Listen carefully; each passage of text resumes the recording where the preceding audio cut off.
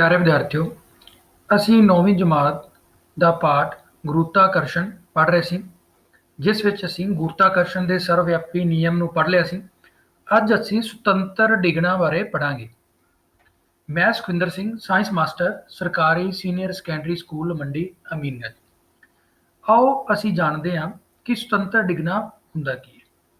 ਅਸੀਂ ਜਾਣ ਚੁੱਕੇ ਹਾਂ ਕਿ ਧਰਤੀ ਵਸਤੂਆਂ ਨੂੰ ਆਪਣੇ ਵੱਲ ਆਕਰਸ਼ਿਤ ਕਰਦੀ ਹੈ ਤੇ ਇਹ ਗੁਰੂਤਾ ਆਕਰਸ਼ਣ ਬਲ ਕਾਰਨ ਹੁੰਦਾ ਹੈ। ਜਦੋਂ ਕੋਈ ਵਸਤੂ ਕੇਵਲ ਇਸੀ ਬਲ ਦੇ ਕਾਰਨ ਧਰਤੀ ਵੱਲ ਡਿੱਗਦੀ ਹੈ ਤਾਂ ਅਸੀਂ ਕਹਿੰਦੇ ਹਾਂ ਕਿ ਵਸਤੂ ਸੁਤੰਤਰ ਰੂਪ ਵਿੱਚ ਡਿੱਗ ਰਹੀ ਹੈ। ਪਿਆਰੇ ਬੱਚਿਓ, ਜਿਵੇਂ ਤੁਸੀਂ ਦੇਖ ਰਹੇ ਹੋ, ਇਸ ਚੋਟੀ ਤੋਂ ਇਹ ਪਰਸਨ ਨੀਚੇ ਵੱਲ ਆ ਰਿਹਾ ਹੈ। ਹੁਣ ਇਸ ਪਰਸਨ ਦੇ ਉੱਪਰ ਸਿਰਫ ਧਰਤੀ ਵਾਲੇ ਪਾਸੇ ਨੀਚੇ ਨੂੰ ਇੱਕ ਬਲ ਲੱਗ ਰਿਹਾ, ਜਿਸ ਨੂੰ ਗੁਰੂਤਾਕਰਸ਼ਣ ਬਲ ਕਹਿੰਦੇ ਨੇ। ਹੋਰ ਇਸ ਪਰਸਨ ਦੇ ਉੱਪਰ, ਇਸ ਵਿਅਕਤੀ ਦੇ ਉੱਪਰ ਕੋਈ ਬਲ ਨਹੀਂ ਲੱਗ ਰਿਹਾ। ਇਹ ਨੀਚੇ ਨੂੰ ਗਤੀ ਕਰ ਰਿਹਾ ਕਿਸ ਬਲ ਕਾਰਨ? ਗੁਰੂਤਾਕਰਸ਼ਣ ਬਲ ਕਾਰਨ। ਜਦੋਂ ਕੋਈ ਵੀ ਵਸਤੂ ਸਿਰਫ ਗੁਰੂਤਾਕਰਸ਼ਣ ਬਲ ਨਾਲ ਧਰਤੀ ਵੱਲ ਆਉਂਦੀ ਹੈ ਜਾਂ ਧਰਤੀ ਤੇ ਡਿੱਗਦੀ ਹੈ ਤੇ ਉਸ ਨੂੰ ਸੁਤੰਤਰ ਡਿੱਗਣਾ ਕਹਿੰਦੇ ਹਨ। ਜਿਵੇਂ ਕਿ ਤੁਸੀਂ ਇਹ ਸੇਬ ਦਾ ਦਰਖਤ ਦੇਖ ਰਹੇ ਹੋ, ਇਸ ਤੋਂ ਜਿਹੜਾ ਸੇਬ ਹੈ ਉਹ ਉੱਪਰ ਤੋਂ ਨੀਚੇ ਵੱਲ ਡਿੱਗ ਰਿਹਾ ਹੈ। ਕਿਸ ਕਾਰਨ? ਧਰਤੀ ਦੇ ਗੁਰੂਤਾਕਰਸ਼ਣ ਬਲ ਕਾਰਨ। ਇਸ ਤੇ ਸਿਰਫ ਧਰਤੀ ਦਾ ਗੁਰੂਤਾਕਰਸ਼ਣ ਬਲ ਹੀ ਲੱਗ ਰਿਹਾ ਹੈ, ਕੋਈ ਹੋਰ ਬਲ ਇਸ ਤੇ ਕਿਰਿਆ ਨਹੀਂ ਕਰ ਰਿਹਾ। ਕੀ ਡਿੱਗਦੀ ਹੋਈ ਵਸਤੂ ਦੇ ਵੇਗ ਵਿੱਚ ਕੋਈ ਪਰਿਵਰਤਨ ਆਉਂਦਾ ਹੈ? ਪਿਆਰੇ ਬੱਚੋ, ਜਦੋਂ ਵੀ ਕੋਈ ਵਸਤੂ ਧਰਤੀ ਵੱਲ ਡਿੱਗਦੀ ਹੈ ਤੇ ਉਸ ਦਾ ਜਿਹੜਾ ਵੇਗ ਹੁੰਦਾ ਹੈ ਉਹ ਲਗਾਤਾਰ ਵੱਧਦਾ ਹੈ। ਜਿਹੜਾ ਵੇਗ ਹੈ ਉਸ ਦੇ ਵਿੱਚ ਕੀ ਹੁੰਦਾ ਹੈ? ਵਾਧਾ। ਹੁਣ ਵੇਗ ਦੇ ਵਿੱਚ ਲਗਾਤਾਰ ਵਾਧਾ ਹੋ ਰਿਹਾ ਹੈ। ਇੱਥੋਂ ਅਸੀਂ ਇਹ ਗੱਲ ਜਾਣਦੇ ਹਾਂ ਕਿ ਜਦੋਂ ਵੀ ਕਿਸੇ ਵਸਤੂ ਦੇ ਵੇਗ 'ਚ ਲਗਾਤਾਰ ਵਾਧਾ ਹੋ ਰਿਹਾ ਹੈ ਤੇ ਉਹ ਵਸਤੂ ਪ੍ਰਵੇਗਿਤ ਗਤੀ ਕਰ ਰਹੀ ਹੁੰਦੀ ਹੈ, ਕਿਉਂਕਿ ਉਸ ਵਸਤੂ ਤੇ ਕੀ ਲੱਗ ਰਿਹਾ ਹੁੰਦਾ ਹੈ? ਪ੍ਰਵੇਗ। ਹੁਣ ਇਹ ਪ੍ਰਵੇਗ ਨੂੰ ਕੌਣ ਪੈਦਾ ਕਰ ਰਿਹਾ ਹੈ? ਉਹ ਧਰਤੀ ਦਾ ਆਕਰਸ਼ਣ ਬਲ ਇਸ ਪ੍ਰਵੇਗ ਨੂੰ ਪੈਦਾ ਕਰ ਰਿਹਾ ਹੈ। ਪਿਆਰੇ ਬੱਚਿਓ, ਡਿੱਗਦੀ ਹੋਈ ਵਸਤੂ ਦੀ ਦਿਸ਼ਾ ਵਿੱਚ ਕੋਈ ਪਰਿਵਰਤਨ ਨਹੀਂ ਹੁੰਦਾ, ਪਰੰਤੂ ਧਰਤੀ ਦੇ ਆਕਰਸ਼ਣ ਦੇ ਕਾਰਨ ਵੇਗ ਦੇ ਮਾਨ ਵਿੱਚ ਪਰਿਵਰਤਨ ਹੁੰਦਾ ਹੈ। ਵੇਗ ਵਿੱਚ ਪਰਿਵਰਤਨ ਪ੍ਰਵੇਗ ਪੈਦਾ ਕਰਦਾ ਹੈ। ਇਹ ਪ੍ਰਵੇਗ ਧਰਤੀ ਦੇ ਗੁਰੂਤਾਕਰਸ਼ਣ ਬਲ ਦੇ ਕਾਰਨ ਹੁੰਦਾ ਹੈ। ਇਸ ਨੂੰ ਧਰਤੀ ਦਾ ਗੁਰੂਤਾਕਰਸ਼ਣ ਬਲ ਦੇ ਕਾਰਨ ਪ੍ਰਵੇਗ ਜਾਂ ਗੁਰੂਤਾ ਪ੍ਰਵੇਗ ਕਹਿੰਦੇ ਹਨ। ਇਸ ਨੂੰ ਜੀ ਨਾਲ ਦਰਸਾਇਆ ਜਾਂਦਾ ਹੈ ਤੇ ਜੀ ਦੀ ਇਕਾਈ ਉਹੀ ਹੈ ਜੋ ਪ੍ਰਵੇਗ ਦੀ ਹੈ। ਮਤਲਬ ਕਿ ਜੀ ਦੀ ਇਕਾਈ ਕੀ ਹੈ? ਜੋ ਇਕਾਈ ਪ੍ਰਵੇਗ ਦੀ ਹੈ। ਪ੍ਰਵੇਗ ਦੀ ਕੀ ਹੈ? ਮੀਟਰ ਪ੍ਰਤੀ ਸੈਕਿੰਡ ਸਕੁਅਰ। ਇਸ ਤਰ੍ਹਾਂ ਅਸੀਂ ਇਹ ਜਾਣ ਚੁੱਕੇ ਹਾਂ ਕਿ ਸੁਤੰਤਰ ਡਿੱਗਣਾ ਕੀ ਹੁੰਦਾ ਹੈ। ਹੁਣ ਅਸੀਂ ਗੁਰੂਤਾ ਪ੍ਰਵੇਗ ਦਾ ਸੂਤਰ ਪਤਾ ਕਰਦੇ ਹਾਂ। ਮੰਨ ਲਓ ਸਾਡੇ ਕੋਲ ਕੋਈ ਵਸਤੂ ਹੈ ਜਿਹੜੀ ਧਰਤੀ ਤੋਂ ਕੁਝ ਉਚਾਈ ਤੇ ਉੱਪਰ ਹੈਗੀ ਹੈ, ਇਹ ਸੁਤੰਤਰ ਡਿੱਗ ਰਹੀ ਹੈ ਤੇ ਇਸ ਦੇ ਕੇਂਦਰ ਅਤੇ ਧਰਤੀ ਦੇ ਕੇਂਦਰ ਦੇ ਵਿਚਕਾਰ ਦੂਰੀ ਹੈਗੀ ਹੈ d। ਇਸ ਵਸਤੂ ਦਾ ਮਾਸ ਹੈਗਾ ਛੋਟੀ m ਤੇ ਇਹ ਧਰਤੀ ਦਾ ਪੁੰਜ ਹੈਗਾ ਆਪਣੇ ਕੋਲ ਵੱਡੀ m। ਹੁਣ ਜਿਹੜੀ ਧਰਤੀ ਹੈ ਇਸ ਵਸਤੂ ਤੇ ਇੱਕ ਬਲ ਲਗਾ ਰਹੀ ਹੈ, ਜਿਸ ਬਲ ਨੂੰ ਗੁਰੂਤਾਕਰਸ਼ਣ ਬਲ ਕਹਿੰਦੇ ਨੇ, ਤੇ ਉਸ ਬਲ ਦਾ ਮਾਨ ਕਿੰਨਾ ਹੈਗਾ? F ਬਰਾਬਰ g m ਗੁਣਾ m ਬਟਾ d ਸਕੁਅਰ। ਹੁਣ ਸਾਨੂੰ ਇਹ ਪਤਾ ਹੈ ਕਿ ਜਿਹੜੀ ਇਹ ਵਸਤੂ ਹੈ ਇਹ ਲਗਾਤਾਰ ਪ੍ਰਵੇਗਿਤ ਹੋ ਰਹੀ ਹੈ g ਮਾਨ ਨਾਲ। ਹੁਣ ਜਿਹੜਾ ਇਹਦਾ ਪ੍ਰਵੇਗ ਹੈ ਉਹ ਜਿਸ ਬਲ ਨਾਲ ਇਹ ਪ੍ਰਵੇਗ ਪੈਦਾ ਹੋ ਰਿਹਾ ਹੈ ਤੇ ਉਹ ਬਲ F ਹੈ, ਤੇ ਅਸੀਂ F ਨੂੰ ਪੁੰਜ ਅਤੇ ਪ੍ਰਵੇਗ ਦੇ ਗੁਣਾਫਲ 'ਚ ਵੀ ਲਿਖ ਸਕਦੇ ਹਾਂ।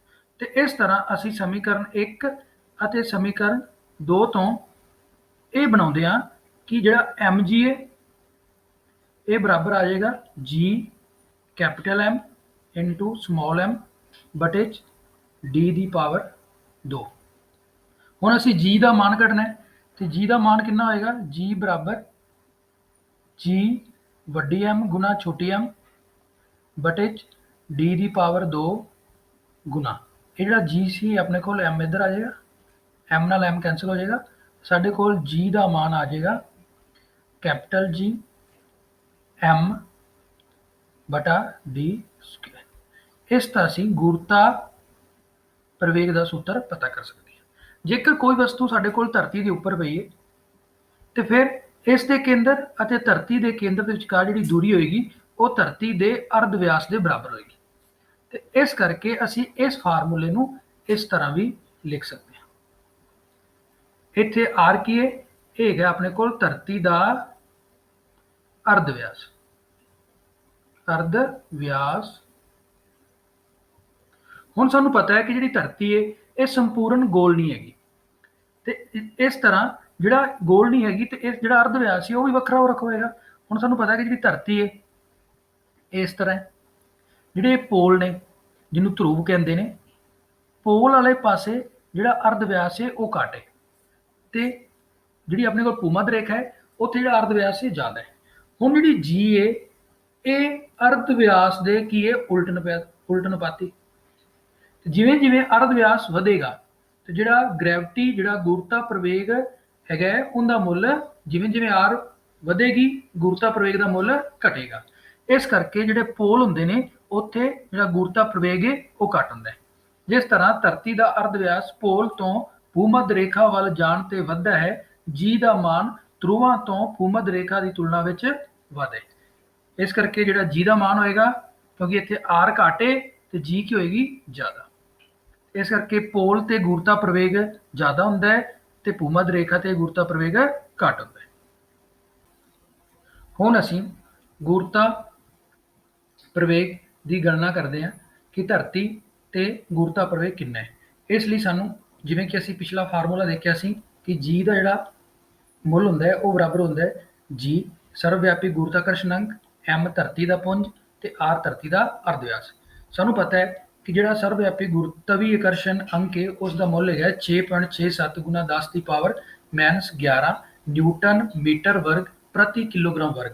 ਤੇ ਇਸੇ ਤਰ੍ਹਾਂ ਧਰਤੀ ਦਾ ਪੁੰਜ 6 ਗੁਣਾ 10 ਦੀ ਪਾਵਰ 24 ਕਿਲੋਗ੍ਰਾਮ ਅਤੇ ਧਰਤੀ ਦਾ ਅਰਧ ਵਿਆਸ ਹੈ 6.4 ਗੁਣਾ 10 ਦੀ ਪਾਵਰ 6 ਮੀਟਰ। ਹੁਣ ਇਹ ਸਾਰੇ ਮੁੱਲ ਅਸੀਂ ਇਸ ਫਾਰਮੂਲੇ ਦੇ ਵਿੱਚ ਭਰ ਦਿੰਦੇ ਹਾਂ ਤੇ ਇਸ ਤਰ੍ਹਾਂ ਸਾਡੇ ਕੋਲ ਫਾਰਮੂਲੇ ਦੇ ਮੁੱਲ ਭਰਨ ਤੋਂ ਬਾਅਦ ਬਣੇਗਾ। ਹੁਣ ਅਸੀਂ ਇਹਨਾਂ ਨੂੰ ਸੋਲਵ ਕਰਦੇ ਹਾਂ। ਜਿਹੜੀ ਸਾਡੇ ਕੋਲ ਨੂਮੈਰੀਕਲ ਵੈਲਿਊਜ਼ ਨੇ ਜਿਵੇਂ 6.7 ਇਹਨੂੰ ਅਸੀਂ ਗੁਣਾ ਕਰਾਂਗੇ 6 ਨਾਲ, ਇਸੇ ਤਰ੍ਹਾਂ 10 ਦੀ ਪਾਵਰ -11 ਗੁਣਾ 10 ਦੀ ਪਾਵਰ 24। ਬਾਕੀ ਸਾਡੇ ਕੋਲ ਯੂਨਿਟਾਂ ਜਿਹੜੀਆਂ ਬਚਣਗੀਆਂ, ਇੱਕ ਬਚੀ ਨਿਊਟਨ ਮੀਟਰ ਸਕੁਅਰ ਕਿਲੋਗ੍ਰਾਮ ਵਰਗ ਪ੍ਰਤੀ ਵਰਗ ਤੇ ਕਿਲੋਗ੍ਰਾਮ। ਨੀਚੇ ਜਦੋਂ ਅਸੀਂ ਇਸ ਨੂੰ ਸੋਲਵ ਕਰਨਾ ਹੈ 6.4 ਦਾ ਵਰਗ ਆ ਜਾਏਗਾ ਗੁਣਾ 10 ਦੀ ਪਾਵਰ 6 ਦਾ ਵਰਗ ਤੇ ਮੀਟਰ ਦਾ ਵਰਗ ਆ ਜਾਏਗਾ। ਜਦੋਂ ਅਸੀਂ ਗੁਣਾ ਕਰਾਂਗੇ ਜਿਵੇਂ ਕਿ 6.7 ਨੂੰ ਜਦੋਂ ਅਸੀਂ ਗੁਣਾ ਕਰਦੇ ਹਾਂ 6 ਨਾਲ ਤੇ ਇਹ ਸਾਡੇ ਕੋਲ ਮੁੱਲ ਆ ਜਾਏਗਾ 40.2। ਇਸੇ ਤਰ੍ਹਾਂ ਜਿਹੜੀਆਂ ਸਾਡੇ ਕੋਲ ਇਹ 10 ਦੀ ਪਾਵਰਸ ਨੇ ਇਹ ਆਪਣੇ ਕੋਲ ਆ ਜਾਏਗੀ 10 ਦੀ ਪਾਵਰ, ਦੇਖੋ ਇਹ ਬੇਸ ਬਰਾਬਰ ਨੇ ਤੇ ਜਿਹੜੀਆਂ ਪਾਵਰਾਂ ਨੇ ਇਹ ਐਡ ਹੋ ਜਾਣਗੀਆਂ ਤੇ -11 + 24 ਕਿੰਨਾ ਹੋ ਜਾਏਗਾ +13। ਬਾਕੀ ਕੀ ਬਚਿਆ ਆਪਣੇ ਕੋਲ ਨਿਊਟਨ ਮੀਟਰ ਸਕੁਅਰ ਪ੍ਰਤੀ ਕਿਲੋਗ੍ਰਾਮ। ਇਸ ਤੋਂ ਬਾਅਦ ਨੀਚੇ ਆਪਣੇ ਕੋਲ 6.4 ਦਾ ਵਰਗ ਹੈ ਤੇ ਇਹ ਤੁਸੀਂ ਕੈਲਕੂਲੇਟ ਕਰ ਲੈਣਾ ਹੈ। 6.4 ਨੂੰ 6.4 ਨਾਲ ਗੁਣਾ ਕਰਨਾ ਹੈ। ਜਦੋਂ ਤੁਸੀਂ ਗੁਣਾ ਕਰੋਗੇ ਤੇ ਇਹ ਆਪਣੇ ਕੋਲ ਉੱਤਰ ਆਏਗਾ 40.96 ਗੁਣਾ ਇਹ ਹੋ ਜਾਏਗਾ 10 ਦੀ ਪਾਵਰ 12 ਮੀਟਰ ਸਕੁਅਰ। ਮੀਟਰ ਨਾਲ ਮੀਟਰ ਕੈਂਸਲ, ਇਹ ਆਪਣੇ ਕੋਲ ਕੀ ਬਚਿਆ 40.2 ਗੁਣਾ 10 ਦੀ ਪਾਵਰ 13 ਗੁਣਾ 10 ਦੀ ਪਾਵਰ -12 ਮੀਟਰ ਵਰਗ ਸੈਕਿੰਡ। ਡਿਵਾਈਡ ਨੂੰ ਭਾਗ ਕਰਾਂਗੇ ਅਸੀਂ 40.96 ਨਾਲ।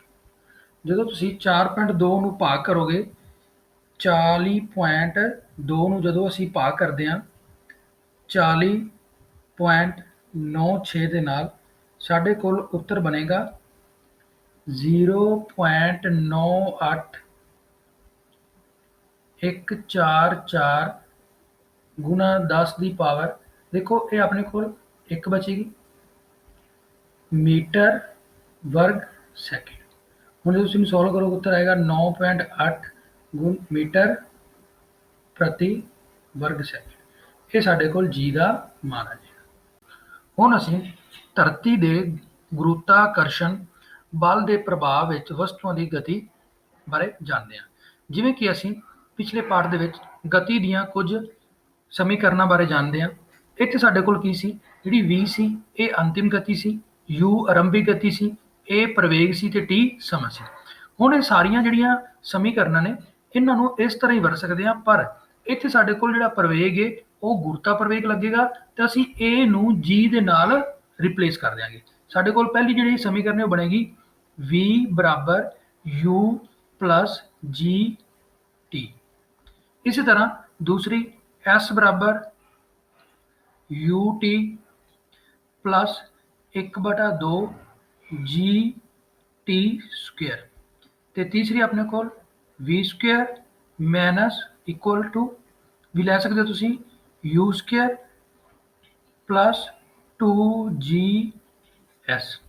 इत्थे तुसी याद रखना है, जेकर वस्तु की गति धरती वाले पासे है, मान लो जेकर तुहाडे कोल वस्तु की गति ते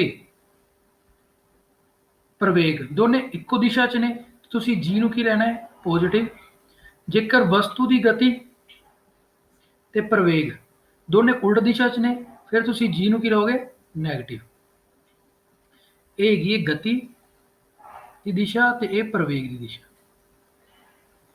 इसी तरह ये गति की दिशा है, ये प्रवेग की दिशा है, पर वेग की दिशा है। जेकर दोने इक्को पासे ने तो फिर असीं की लवांगे जी पॉजिटिव, जेकर दोने वक्री वक्री गति दिशा वक्री वक्री तो फिर की लवांगे जी नैगेटिव। हुण असीं एक उदाहरण नूं हल करदे हां। किसी उभरी हुई चट्टान तो एक कार 0.5 सैकेंड विच धरती ते डिगदी है। साडे कोल कोई चट्टान है इस तरह, उस दे उपरों एक कार, इनू धरती ते डिगन लई कितना समा लगता है 0.5 सैकेंड। मान लो जी 10 है, आपां नूं जी दे रखे, आपां धरती नाल टकराउंदे होए कार की चाल की होएगी, असीं कार की चाल पता करनी है। देखो जिहड़ी अपने कोल पहली कंडीशन है, साडे कोल समा दे रखे है 0.5 सैकेंड, मुढ़ला वेग दे रखे है। हुण धरती तो अपने आप चोटी तो डिग रही है, तो इस करके जिहड़ा उहदा आरंभिक वेग है वो की होएगा 0। जी कितना साडे कोल 10 दे रखे है। कार का प्रवेग नीचे वाले तो आप पॉजिटिव लवांगे क्योंकि गति भी नीचे कर रही है तो प्रवेग भी नीचे लग रहा है। इसलिए असीं हुण पता की करना है चाल, किहड़ी चाल, अंतिम चाल। हुण इसलिए असीं इस फार्मूले की वरतों करांगे। इत्थे अपने कोल v पता करनी है, u 0 है, जिहड़ा अपने कोल a है, a की जगह क्या आ जाएगा गुरुता प्रवेग 10 है तो समा, जो तुसीं इहदी गणना करोगे साडे कोल ये वाला उत्तर आ जाएगा। इसी तरह औसत चाल पता करनी है। औसत चाल की होंदी है अंतिम चाल प्लस आरंभिक चाल बटा 2, जो तुसीं इहनूं कैलकुलेट करोगे ये अपने को उत्तर आ जाएगा। हुण तीसरा प्रश्न उन्होंने पूछा अपने को, धरती तो किंगरे की कितनी उचाई है। हुण आपां उचाई पता करनी है कि ये वाली टोटल उचाई कितनी है, ठीक है। मतलब कि आपां पता की करना है कि टोटल उसने कितना विस्थापन तय किया, मतलब जिहड़ा विस्थापन है ये असीं विस्थापन पता करना है। हुण विस्थापन पता करन दे साडे कोल किहड़ा फार्मूला है, ये S बराबर ut प्लस 1/2 at स्क्वायर या gt स्क्वायर। इत्थे g की वैल्यू असीं पॉजिटिव फिल कर लांगे, 0 को 0.5 0 हो जाएगा, बाकी जो तुसीं इहनूं हल करोगे साडे कोल 1.25 मीटर आ जाएगा। इसलिए आपां तिन्ने प्रश्न के उत्तर लभ लेने। धरती नाल टकराउण ते इसकी चाल कितनी सी 5 मीटर प्रति सैकेंड, औसत चाल कितनी है 2.5, धरती दे किंगरे तो उचाई कितनी है 1.25। एक होर उदाहरण राही असीं गुरुता प्रवेग कारण हो रही गतियां बर जाते हैं। जिवें कि एक वस्तु नूं सीधा उपर वल सुटिया जाता है अते वो 10 मीटर की उचाई तक जाती है। पता करो वेग जिस नाल वस्तु नूं उपर वल सुटिया गया। वस्तु द्वारा उच्चतम बिंदु तक पहुंचने लई लग गया समा, ये पता करना है।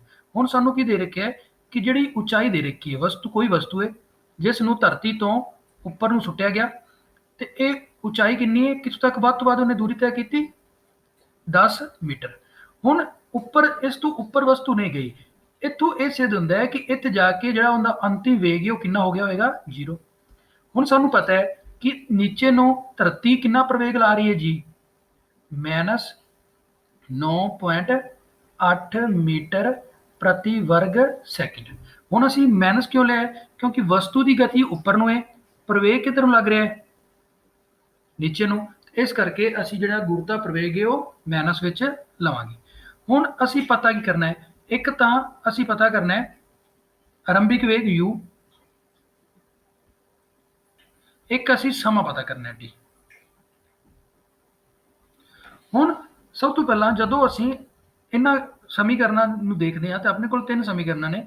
ਇੱਕ ਹੈਗੀ ਸਾਡੇ ਕੋਲ v = u plus at, ਇੱਕ ਹੈਗੀ s ਬਰਾਬਰ ut plus 1/2 at ਸਕੁਅਰ, ਤੇ ਤੀਸਰੀ ਸਮੀਕਰਨ ਹੈ ਸਾਡੇ ਕੋਲ v square = u square plus 2as। ਹੁਣ ਆਰੰਭਿਕ ਵੇਗ ਕੱਢਣ ਵਾਸਤੇ ਅਸੀਂ ਇਹ ਸਮੀਕਰਨ ਨਹੀਂ ਵਰਤ ਸਕਦੇ ਕਿਉਂਕਿ ਸਾਨੂੰ ਸਮਾਂ ਨਹੀਂ ਦਿੱਤਾ ਹੋਇਆ, ਪਰ ਸਾਨੂੰ ਵਿਸਥਾਪਨ ਦਿੱਤਾ ਹੈ ਤੇ ਇਸ ਲਈ ਅਸੀਂ ਇਹ ਤੀਜੀ ਸਮੀਕਰਨ ਵਰਤਾਂਗੇ। ਤੇ ਇਹ ਸਮੀਕਰਨ ਵਰਤਾਂਗੇ ਸਾਡੇ ਕੋਲ ਕੀ ਬਣੇਗਾ, v ਸਕੁਅਰ